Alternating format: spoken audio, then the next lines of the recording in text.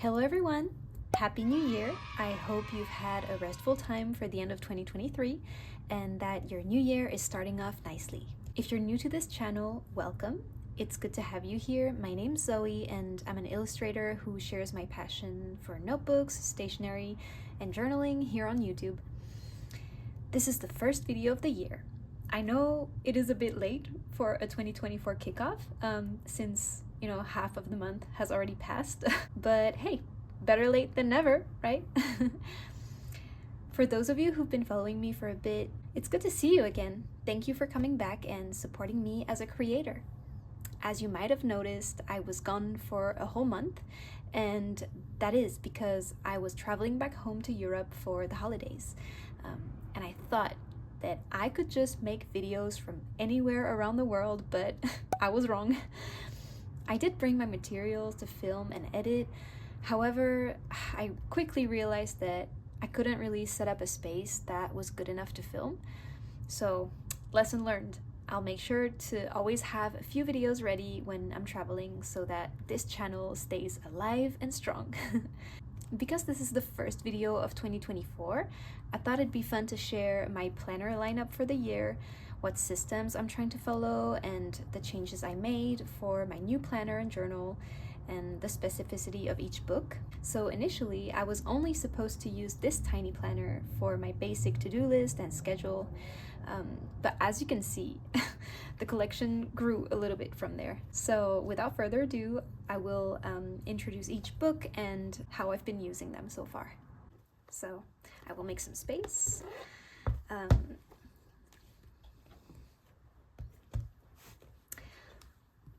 First, let me talk about this small planner. This is an A6 Hightide planner. I got this planner back in September because I wanted a planner that started in September, because some of them do. And this one actually only started in October, but that was fine for me. I just waited one more month, basically. And what I like about this is it's really simple. There's only a calendar view and then a weekly view. Oh, it actually started on the last week of October, so basically November. This is really where I write my basic to-do list and appointments, events, meet up with friends and all that. I also track my Duolingo here. Maybe I should just put it down. And yeah, it's the same process. It's really easy. I just do really simple bullet points and then just highlight it when it's done. When I move a task, I just put a little arrow. It's that simple. And I like to decorate it very minimally. This is pretty much life stuff. I was traveling here, so I wrote that I was in Paris, here in Brussels, and as you can tell, while I was traveling there wasn't much I had to do, so it's pretty empty, but it's all right. There's just a little bit, and then here is this week. So I just came back actually yesterday, or like 2 days ago, so I decided to sit down and film this as soon as I could. So yeah, and this is next week. I haven't decided what sticker to put, but I try not to put too much pressure on myself with this book. It's more for practical use. This is why I don't over decorate it or put too many stickers. I still like to put some color with a highlighter and keep it quite neat, but apart from that, it's really just as simple as it should be. So yeah, this was my first planner that I got for 2024, and as I mentioned earlier in the video, it was supposed to be the only one. However, during September, I got for the first time a Hobonichi. I got the Cousin 2023 Spring Start, and I started it pretty late in the year, and I started journaling in it. I've been loving this planner, honestly. Just feeling really free to decorate and write a bit every day. That's something that I wasn't really doing before then. So yeah, it's something that I really enjoyed in the later half of 2023. And because I was having such a great time writing in this, I also started to do some commonplace in this book in the months that I missed, basically. That has been super fun to make as well, to write. I love writing, obviously. I love the feeling of the paper. And so for 2024, I didn't feel like waiting till April to get another cousin. So I finished 2023. I believe I went to, till the 31st of December. And then I moved on to the Hon in A5. I like the bigger books too because I get to write more. I have more space to get more creative. So what I will end up doing this year is that I still have a few months left in my cousin. So I think I'm still gonna continue to do some commonplace in this book, and then we'll see on the pages that I have in the back. Also, I feel like it's not that many pages left, so I don't feel too bad about it. I did use it for 3 good months, and then almost 2 months at the beginning for commonplace, and then the weeklies I also used a few, and I think it was a good first planner to get as a journal and as a memory keeper. But now that I tested what I like and really trying to figure out my style, I was really ready to move to a new book. But I'm still holding on to this. I am not letting this go. I'm just gonna use it only for commonplace from now on. And so this Hon I started on January the 1st, and this time I will try to use more of it than I did in my cousin, because I took some time to figure out a way to use this page. I was thinking for this I could track my social media, since I haven't really done so. I only launched my YouTube channel recently, so I haven't really been thinking about, the numbers at all. I'm trying to not think about it and having fun with my videos, and I think that's still something I want to focus on and keep doing all year. However, I think it's still fun to see the growth. And then I started to do a small habit tracker. We'll see if I stick to this. This is not something I wanted to do initially because I'm not a fan of trackers. It gives me a lot of stress. But I think it's good to try it and see how it goes. I'm gonna go till the end of January, and if I really hate it, I will just stop and that's fine. And this part, I thought of using it as like a end word of each month, like one thing I thought about, or my mood or some feelings I had for this specific month, kind of like reflecting back on that month. This is how I wanted to use this part of the planner. And my calendar view, since I'm using the calendar view of this planner for my just regular appointments and meetings and everything, for this calendar view I think I want to focus on my social media and YouTube. I think I'm going to track how often I post on Instagram and YouTube, and maybe plan ahead some videos. Like for instance, I mentioned how I was traveling and I didn't get a chance to make any videos. If that were ever to happen again, I could plan ahead videos that I wanted to make, and that way my channel would still have some content to entertain you guys.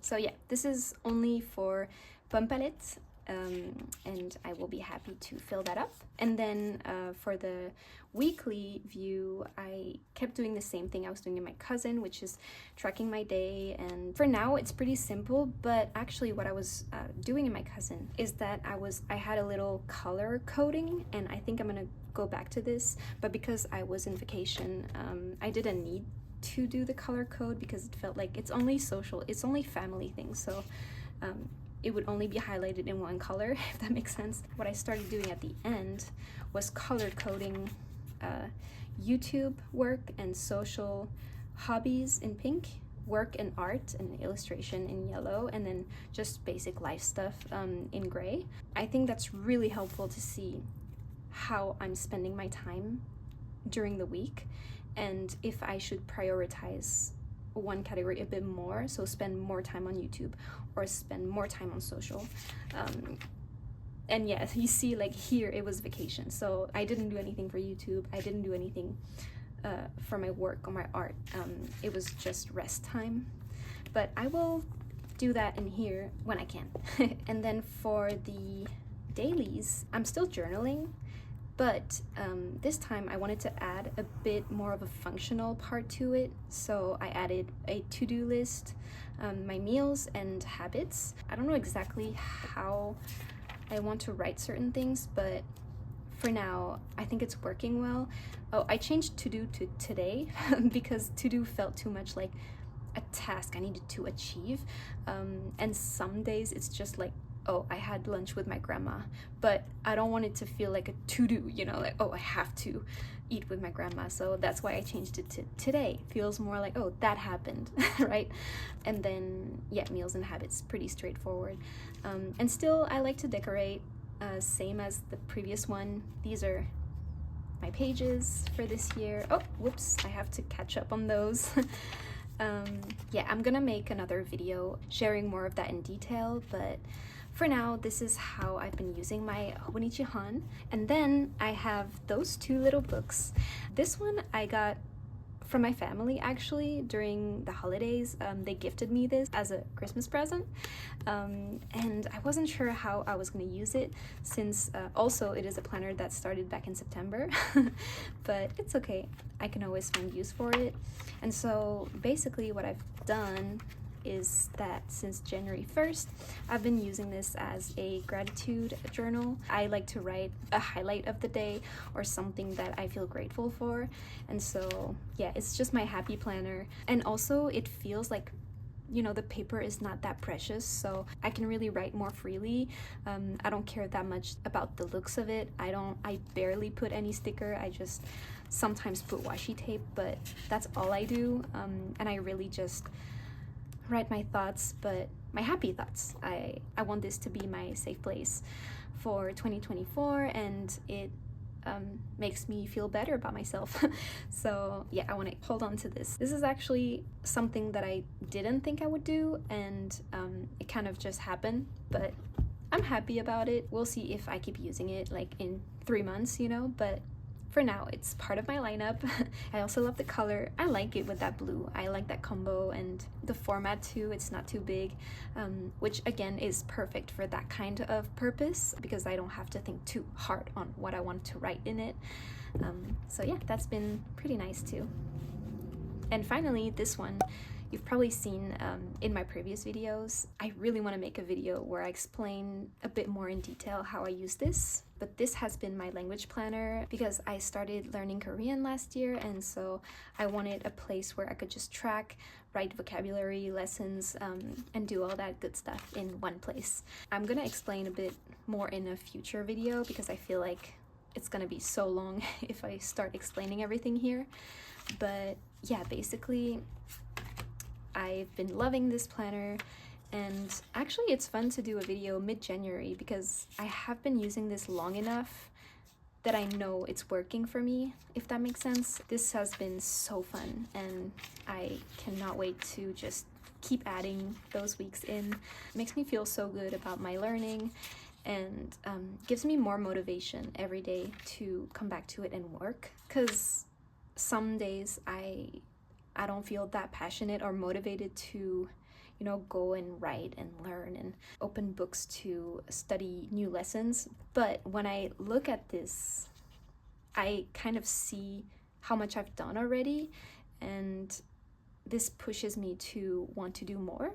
And so yeah, I've been in love with this book. The Hobonichi Weeks was really not a planner that I thought I would get ever.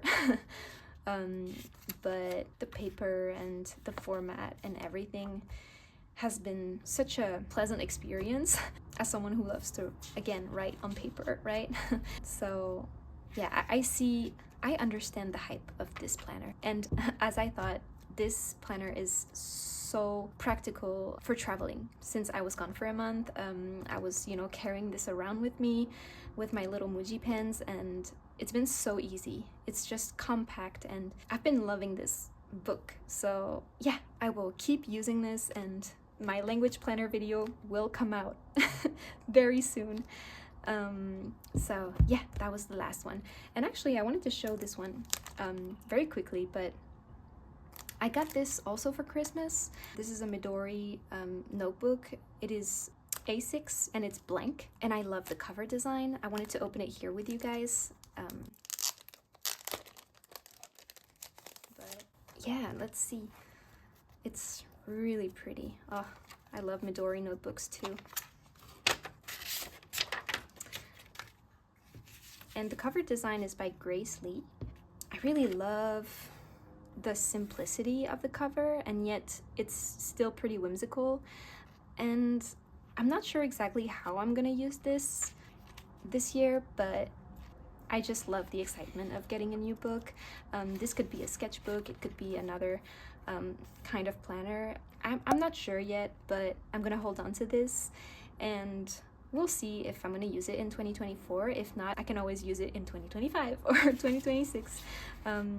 It is a very cute book, so I'm super excited to have gotten this as well. And this is basically all for my 2024 planner lineup. This is a lot, I know, especially since, you know, it was only supposed to be this one book, right?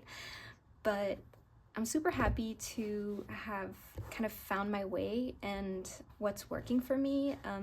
And I guess this is a journey. It's gonna keep evolving and changing. I'm not afraid to try new things. And I mean, for instance, this is small, but I tried a new pen in this planner, and I like to test things out. It does break the aesthetic of it. Well, not that much, but like a little bit. But that's okay. I think it is meant to live and grow, and that's what I love about journaling and working with paper and pens. It's not all perfect, and that's fine. So thank you so much for watching this video. Again, Happy New Year. Feel free to like this video if you did, or leave a little comment to let me know how you've been working with your notebooks and planners and journals this year so far. I mean, it's been 15 days, so I think it's still been a pretty good amount of time to test things already. I hope that you're having fun and that you feel creative, always. Thank you so much. Take care, and I'll see you in the next one. Bye!